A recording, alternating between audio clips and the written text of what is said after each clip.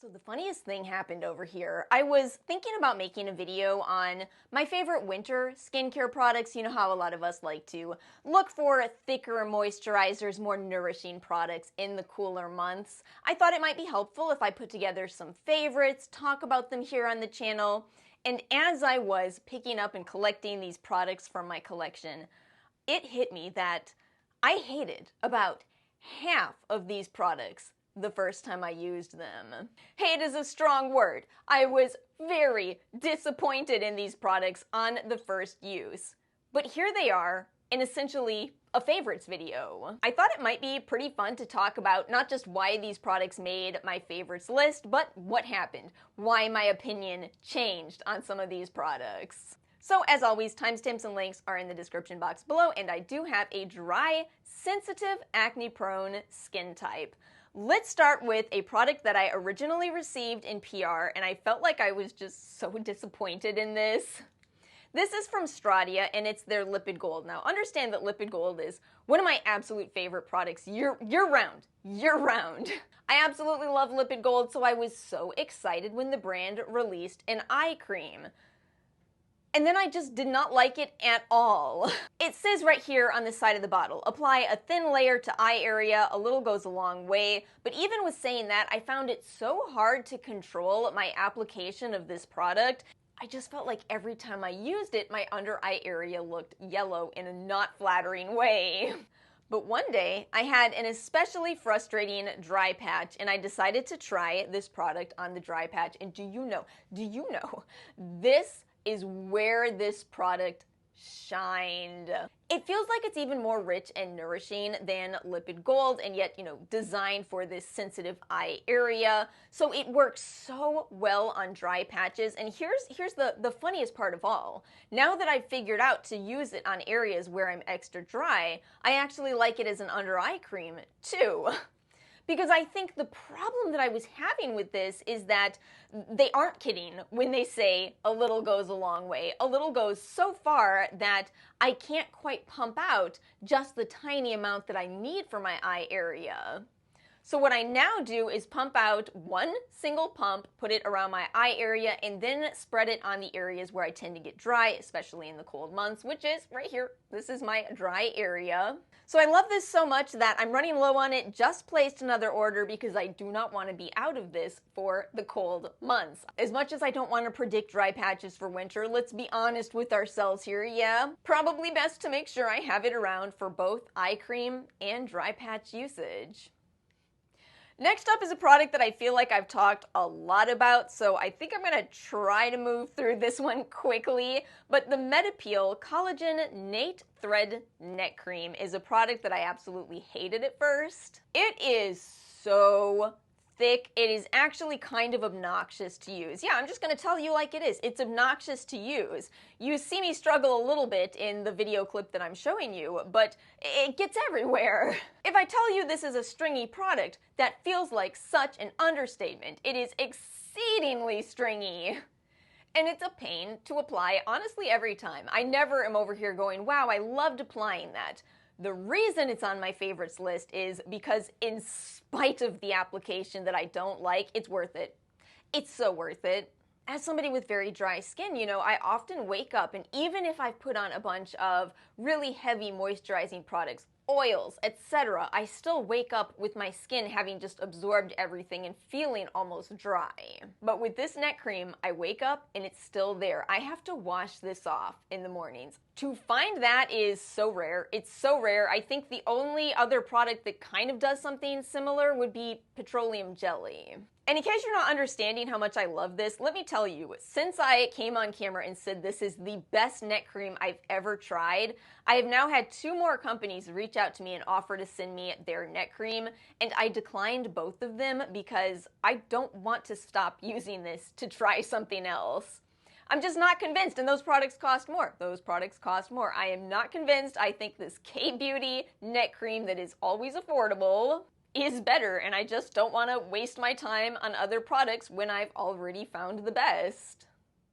Here's another nourishing and heavy night cream that, it's not that I didn't like this, it's that I almost didn't buy it. So let's talk about the Versed Sweet Relief Overnight Balm.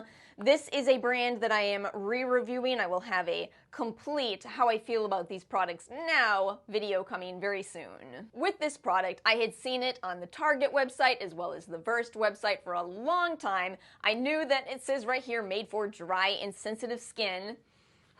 Sounds familiar. But what was getting to me is I kept looking at the ingredients going, it's just some plant butters and seed oils. I've heard seed oils are coming to get us.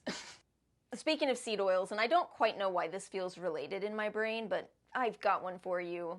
What is a flat earther's greatest fear? Sphere itself. There's nothing wrong with those ingredients. They're rich in antioxidants and fatty acids, but I just felt like I wanted to see more. I wanted to see, I don't know, some ceramide ingredients, niacinamide, hyaluronic acid, give me something more. But then I realized, you know, I actually quite like the simplicity of this. So I decided to give it a try, and sure enough, it is a wonderful, super innocuous PM moisturizer that has that very thick sensation to it. It's one of those products where you're going to want to melt it in your hands before you apply it to your skin, or it's going to be too thick to spread. It's so nice to find this really nourishing and moisturizing feel at such an affordable price point. And we come full circle because this product not having those very common ingredients actually makes it stand out. I understand that some of you can't use those ingredients, and you know, good luck, babe, because they're in everything.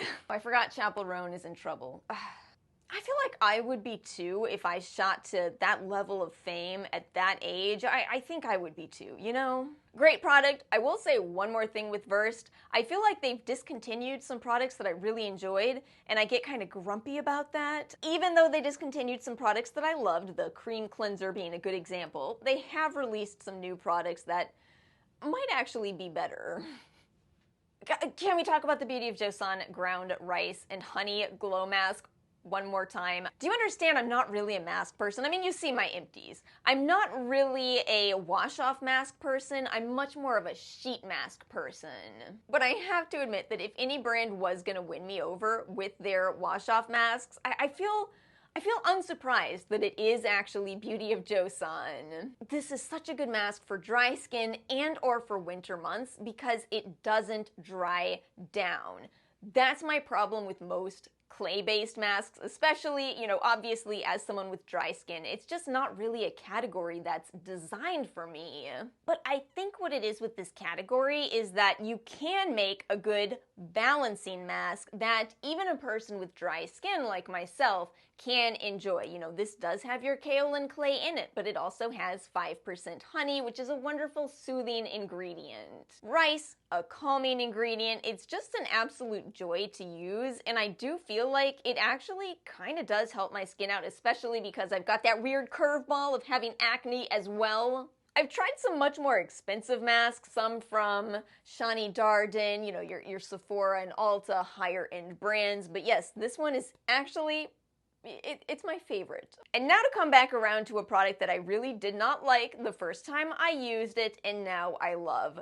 Let's talk about the Pacifica reusable masks. This is a whole category. They've got brow versions, eye versions, around your mouth area. And the idea with all of them is you apply a serum to your skin, wait for it to sink in, and then apply these. They're sticky and yet reusable. Really what you have going on here is more occlusion, you know, locking these ingredients into your skin so you can get even more from them. It's the exact same principle as the Biodance mask, the Sungbun editor, which one did we just try? Meditherapy.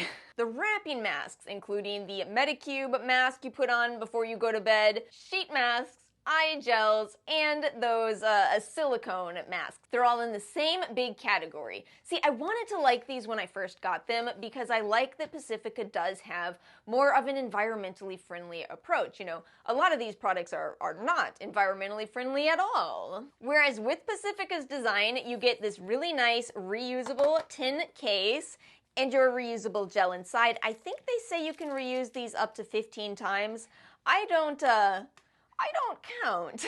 With however many uses, I've noticed that the silicone gets kind of a little bit of a funny color to it, so that's when you might want to replace it, but it is surprising how many times you can reuse these. and that cuts down on waste. So why did I not like these initially? It's a thick sensation. I think I had to do, this is so funny, I don't know how else to explain this, but I think I had to do the same thing with this category of products that I had to do with lifting weights. I don't know how relatable this is gonna be, but I'm gonna give it a try. I had to really embrace the discomfort to make any progress at the gym, right? You all know what I'm talking about here? And that's what I had to do with these also. No, it's not going to be the most comfortable thing. It's going to feel like something is stuck to your face because something is stuck to your face. But you really do quickly see the results of locking those ingredients in that extra occlusion. Sometimes things are a little bit uncomfortable, but worth it in the long run, and that's me with these. This is why I will always recommend something like this over the Biodance type of sheet masks. In my personal opinion, you are getting the same principle. You can use whatever serums you want with these, and it's better for the planet.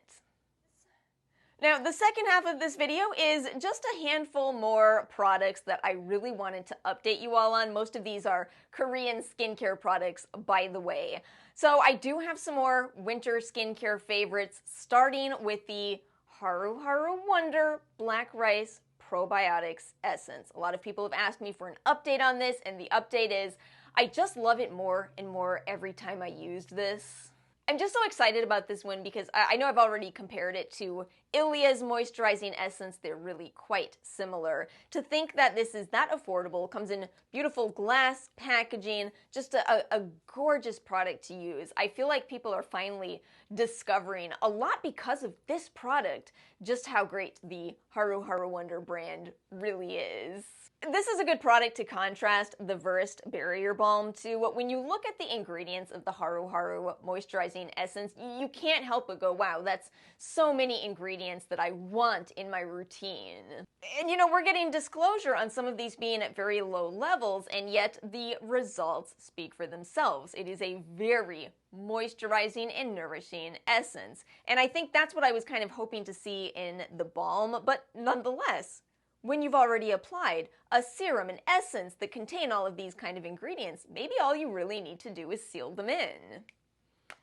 These two complement each other very nicely, I must say. Here's one that was a little bit of a surprise, although I did like it the first time I used it. So Joseon had done this beauty box quite recently, and in it they included the Parnell Cicamanu 92 serum with Cica as well as Manuka honey, and I thought I liked it at first, but I love it.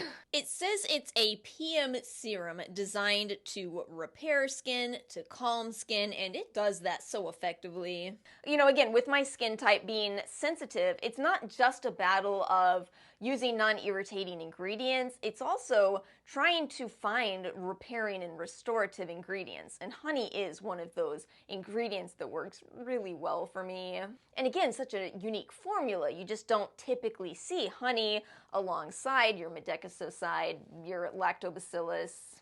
I feel like so much of this video is about nighttime products. I've barely touched on daytime products, but I am bringing back a moisturizer that I absolutely loved last winter. This is from a Korean-American brand, Regelica, the anti-aging cream with bakuchiol and niacinamide. Now, if you saw me talk about this before, I said that this really reminds me of Elemis without the very high price point. 7 forms of seaweed extracts. I am still, to this day, a big fan of seaweed, and this moisturizer really feels like it was made with dry and/or mature skin in mind. Because it was. That's the whole idea of this brand. 2% niacinamide might sound low, but that's actually a great level. Same with bakuchiol. That's a great antioxidant ingredient that doesn't necessarily have to replace retinoids.